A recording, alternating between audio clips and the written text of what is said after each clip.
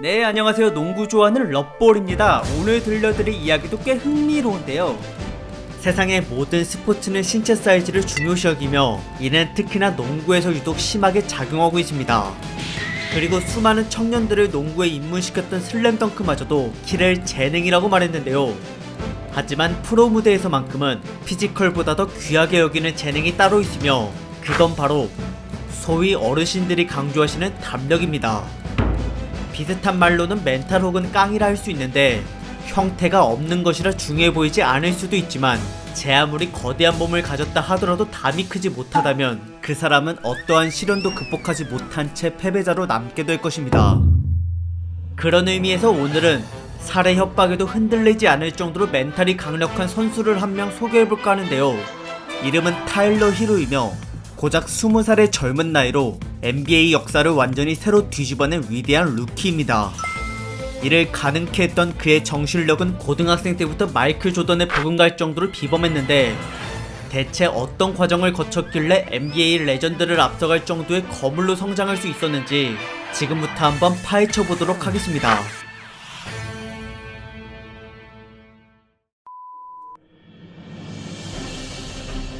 타일러 히로는 2000년 미국 위스콘신주의 미러키 도시에서 태어나고 자랐으며 아버지가 과거 농구 선수였기에 그에 따라 농구를 일찍이 접할 수 있었습니다. 게다가 이에 대한 애정이 워낙 크다 보니 학생 때는 종종 수업을 땡땡이 치고 체육관으로 도망가곤 했는데요. 그러한 배짱은 1대1 대결에서도 고스란히 나타났으며 초등학생이었을 당시 자신보다 10살이나 더 많았던 고등학생 형들에게 과감히 승부를 신청하고 다녔습니다. 이처럼 아들이 농구 하나에 죽고 사는 모습을 보이자 나중에 아버지는 한 가지 결심을 하게 되었는데 그건 바로 히로를 명문대학교에 진학시키는 것이었고 그 무렵 중학교 2학년이었던 아들의 학교를 찾아가 자신이 직접 농구부 코치를 맡기 시작하였습니다. 그리고 사실은 과거에 대학을 앞둔 상태에서 전방 십자인대 파열로 농구의 꿈을 접었기 때문에 그만큼 아들의 신체와 정신력을 강하게 만들고자 했으며 비록 훈련 때마다 욕설과 함께 큰 소리로 모질게 대하긴 했지만 그래도 이 모두가 냉정하고 잔인한 스포츠의 무한 경쟁에서 살아남게 하기 위한 나름대로 최선의 방법이었습니다. 또한 히로 역시도 당장 눈앞에 있는 아버지에게 지지 않고자 그 어떤 훈련도 마다하지 않았으며 아버지와 1대1 대결 도중 트래쉬 토킹을 듣게 되었을 때에는 자기도 똑같이 모욕적인 말로 되갚아 주었습니다. 그렇게 혹독한 과정을 거친 히로는 한 경기에 무려 49득점을 넣어봤을 정도로 엄청난 성장을 이루었는데요. 이대로 고등학교에 진학한 그는 1학년 때부터 벌써 농구부 주전을 맡게 되었으며 이와 동시에 52%의 필드골로 팀에서 가장 높은 평균 득점을 기록해내기까지 하였습니다.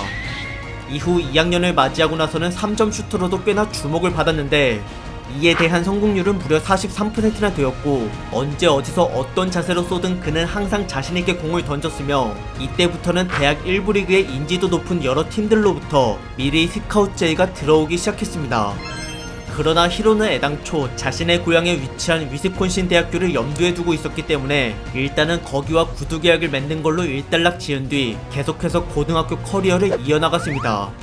이에 주민들은 하나같이 히로를 전보다 훨씬 더 열렬하게 응원해 주었는데요. 하지만 이러한 모습들은 1년 후 갑자기 증오심 가득한 저주 섞인 목소리로 바뀌고 말았습니다. 그 이유는 바로 히로의 배신 때문이었는데 3학년을 마치자마자 그가 위스콘신 대학교와의 약속을 깨버리고 대신 켄터키 대학의 러브콜에 정식으로 사인을 해버린 것입니다.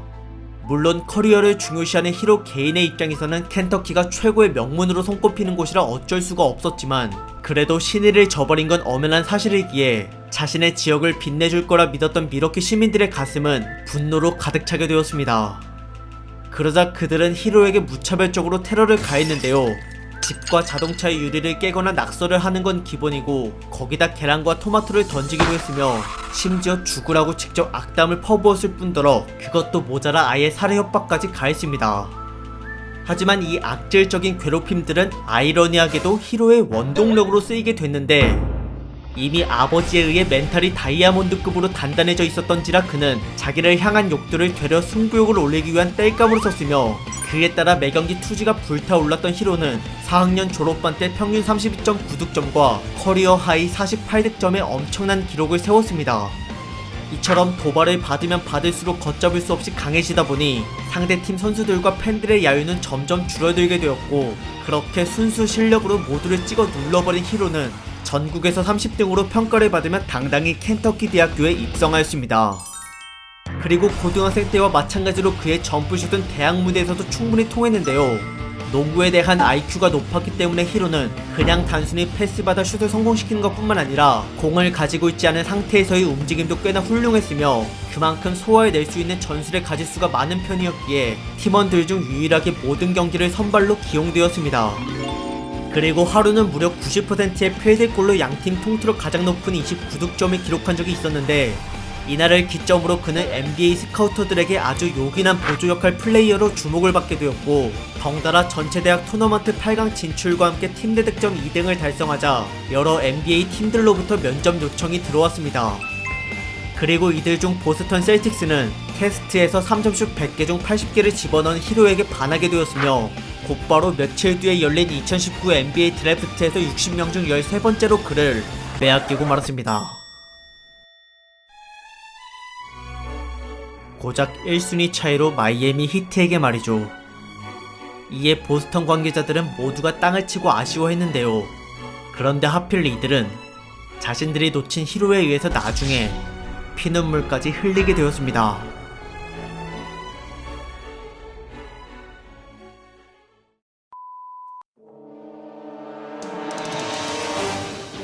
드래프트 참가 선수들 중 가장 최고의 슈터로 평가받은 타일러 히로. 하지만 NBA는 신인들과의 싸움이 아닌 수년차 괴물들로부터 살아남아야 하는 냉혹한 무대이기 때문에 제 아무리 칭찬을 들어도 지금은 그저 립서비스에 불과했습니다. 그래서 히로는 자신을 한 단계 더 업그레이드 시키고자 팀 내 에이스인 지미 버틀러라고 하는 선수를 찾아갔는데요.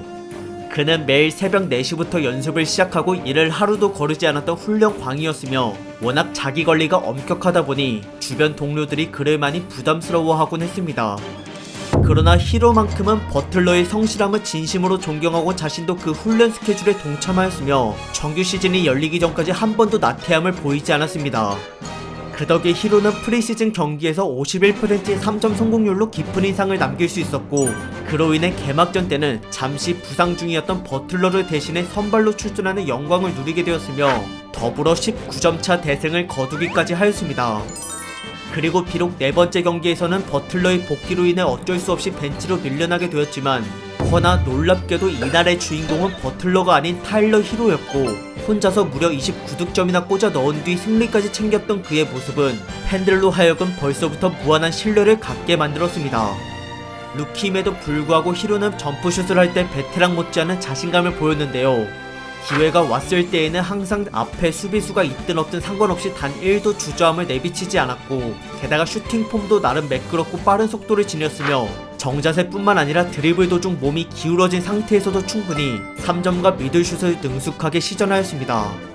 또한 19살이라는 게 믿기지 않을 정도로 담이 무척이나 컸는데, 1, 2점 차이로 승패가 결정나는 중요한 상황에서 그는 언제나 침착하게 공을 던졌으며, 공격 제한 시간 종료 직전 역시도 자신에게 넘겨진 폭탄을 차분하게 골대로 집어넣었습니다.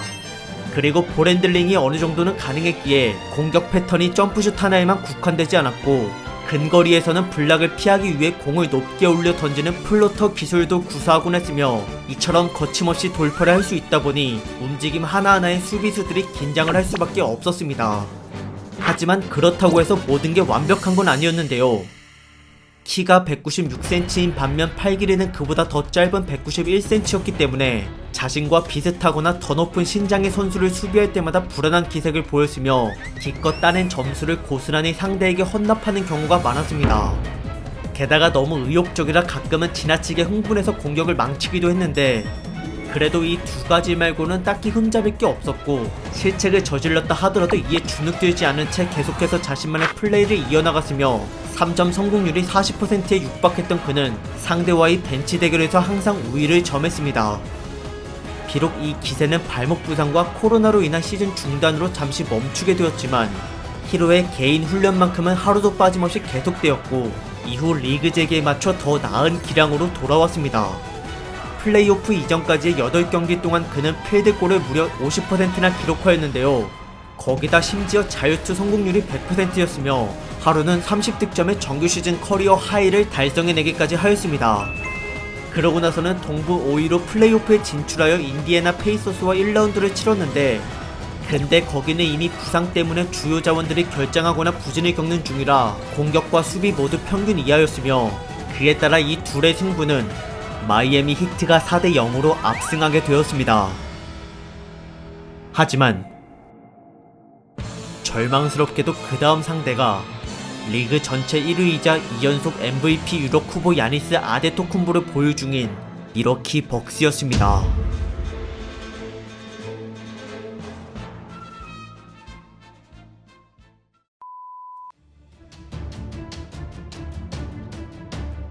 누가 봐도 이 대결은 마이애미의 패배가 뻔했습니다. 그들은 슈퍼스타가 단 한 명도 없을 뿐더러 플레이오프 자체가 처음이었던 2년차 이하의 선수가 3명이나 됐고, 이와 반대로 미러키는 처음부터 우승 후보로 불릴 만큼 전력이 어마무시했습니다. 그 중심에 서있던 그리스웨인 야니스 아데토쿤보는 키가 2m 11cm임에도 불구하고 이와 어울리지 않게 기동성이 매우 뛰어났는데요. 팔과 다리가 길쭉하다 보니 혼자서는 절대로 그의 돌파를 막을 수가 없었으며, 게다가 심지어 3점까지 성공률이 30%였기 때문에 드리블을 미리 막겠다고 해서 마냥 거리를 뛰어넘을 수도 없는 노릇이었습니다. 그래서 마이애미는 일단 몇 명을 붙여서라도 쿤보를 골밑까지 돌파하지 못하도록 하였는데, 그로 인해 생기는 3점 라인 쪽의 공백은 어쩔 수 없었지만 이에 대해서는 최소 견제라도 할 수 있게 항상 쿤보의 패스를 대비하였습니다. 그러자 처음 예상과는 달리 1차전에서 미러키는 마이애미를 압도하지 못했고, 쿤보는 돌파 과정에서 매번 수비에 막혀 턴오버를 6개나 저질렀으며, 그나마 파울로 얻어냈던 12개의 자유투마저 이 중에서 8개를 날려먹고 말았습니다. 하지만 그럼에도 승부는 여전히 팽팽했는데요. 나중에는 미러키의 잦은 실수로 인해서 마이애미가 앞서가긴 했지만 그래도 여전히 5점 차를 벗어나지 못하고 있었기 때문에 아무도 결과를 장담할 수가 없었습니다. 허나 경기 종료 1분 30초 전, 순간 타일러 히로의 클러치 3점 슛이 꽂히면서 점수차가 8점으로 늘어났고, 이에 당황한 미러키는 턴오버를 저지름과 동시에 분위기도 뺏기고 말았으며, 이로써 끝내 첫 승의 주인공은 마이애미 히트가 되었습니다. 그리고 2차전에서는 연장전으로 가기 직전 아데토쿤보가 슈팅 이후 착지 중이었던 버틀러를 건드리는 바람에 마이애미가 기적적으로 자유투를 얻어 2점차 승리를 거두게 되었는데요. 게다가 다음 경기에서도 쿤보는 필드골을 33%밖에 기록하지 못하거나 3점을 7개 쏴서 7개 모두 실패하는 등의 창피한 모습을 보이며 또다시 패배의 원흉으로 찍히고 말았습니다. 거기다 하필 4차전에서는 발목 부상으로 완전히 아웃되기까지 하였는데, 비록 이 경기는 미러키의 승리로 끝이 나긴 했지만 그래도 이날 클러치 3점 슛을 연속으로 3번이나 성공시켰던 히로의 경이로운 슈팅 감각이 다음 5차전까지 이어져서 마침내 마이애미 히트가 아무도 예상치 못한 3라운드 진출을 성공해냈습니다. 그렇게 오르지 못할 벽을 한번 부셔버리더니 다음 상대로 만난 보스턴 셀틱스와의 대결에서 마이애미는 전보다 훨씬 더 자신감 넘치는 모습을 보였고, 그 중에 가장 눈에 띄는 선수는 다름 아닌 타일러 히로였으며, 특히나 스코어 2대1로 앞선 상황에서 맞이한 4차전에서의 그의 활약은 모든 농구 팬들을 충격에 빠뜨릴 정도로 엄청나게 강렬했습니다. 이날 히로는 벤치로 나왔음에도 불구하고 무려 37득점을 기록하였는데, 당시 그의 슈팅 성공률은 팀 내에서 가장 높은 66%였고 내외각 모두에서 쉴 새 없이 보스턴을 들쑤시고 다녔으며, 마치 히로뽕을 맞은 것처럼 골대를 향한 그의 집념은 수비수의 견제가 아무리 심해도 절대 흔들리지 않았습니다. 덕분에 마이애미는 승리와 함께 3대1로 앞서가게 됐고, 나머지 1승은 6차전에서 마저 거두어냈으며, 이때에도 필드골 61%의 훌륭한 경기력을 보여준 타일러 히로는 드디어 생애 처음으로 결승전을 밟게 되었습니다. 또한 이는 2000년부터 태어난 선수들 중 최연소 기록이기도 했는데요.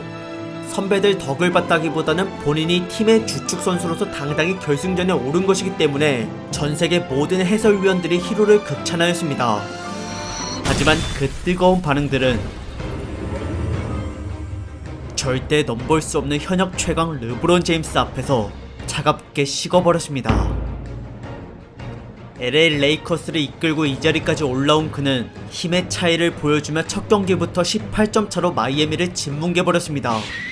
게다가 하필 마이애미는 이때 3명이나 부상자가 나왔고 그 중에 2명은 2차전을 못 뛰게 되었으며 이날 결과도 역시 레이커스의 승리로 끝이 났습니다. 그리고 르브론 옆에는 명실상부 리그 최고의 빅맨인 앤서니 데이비스가 버티고 있었는데요. 그는 드리블과 3점을 포함해 모든 기술을 능숙하게 구사할 수 있는 완벽 그 자체인지라 체감상 일전의 야니스 아데토쿤보보다 훨씬 더 맞기 힘들었으며 이들 앞에서 기적을 바라기에는 전력 차이가 터무니없이 심했습니다. 하지만 그럼에도 마이애미 선수들의 눈동자는 꺾이지 않았는데 3차전만큼은 그 어느 때보다도 끈질기게 레이커스를 물고 늘어졌고 그 와중에 버틀러가 무려 40득점이나 꽂아 넣었으며 더불어 4쿼터에는 히로까지 폭발해준 덕에 조금이나마 마이애미가 앞서 나갈 수 있게 되었습니다. 그리고 경기 종료 1분 전에 히로가 쐐기골을 박음으로써 레이커스의 추격 의지가 완전히 무너졌고 그와 동시에 카메라에 잡힌 히로의 표정은 NBA 역사에서 평생 회자될 정도로 매우 인상적이었습니다.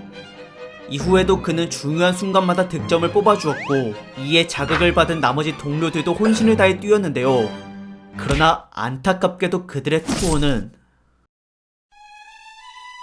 6차전에서 모두 사그라들고 말았으며 바로 직전 경기에서 승리한 대가로 체력과 힘이 모두 바닥나는 바람에 이젠 더 이상 르브론과 앤서니를 제어할 수 없게 되었습니다.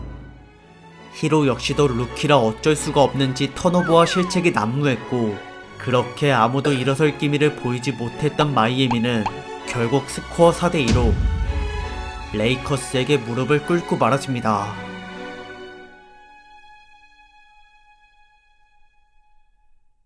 비록 우승을 해내진 못했지만 그래도 타일러 히로는 이에 못지않게 많은 걸 이루었습니다. 과거 NBA의 부흥을 이끌었던 레전드인 매직 존슨을 넘어 이제 그가 역사상 결승전 최연소 선발 선수로 기록되었고 이제까지 플레이오프에 벤치로 출장했던 루키들 중에서도 득점 부문에서 1등을 달성했으며 플레이오프에서의 3점 또한 역대 신인 선수들 사이에서 가장 많은 성공 개수를 보유하게 되었습니다. 그렇게 히로는 고작 20살의 나이에 NBA 역사를 새로 만들었는데요. 슛을 성공시킬 때마다 히어로라 불렸던 그는 이젠 마이애미에게 무엇과도 바꿀 수 없는 보물이 되었으며 게다가 드래프트 동기들 사이에서 경험치를 가장 많이 쌓았기에 이를 토대로 얼마나 더 많은 발전을 보일지 모두가 다음 시즌을 기대하고 있습니다. 그리고 만약 선발로 출전하게 된다면 기량 발전상도 가능할 것 같은데 아직은 마이애미가 개인 기록보다는 승리를 중요시하는 편이라 당장은 힘들겠지만 그래도 잠재력만큼은 최소 올스타급이라 평가받고 있으니 앞으로 그의 커리어를 지켜보는 재미가 쏠쏠할 것 같습니다.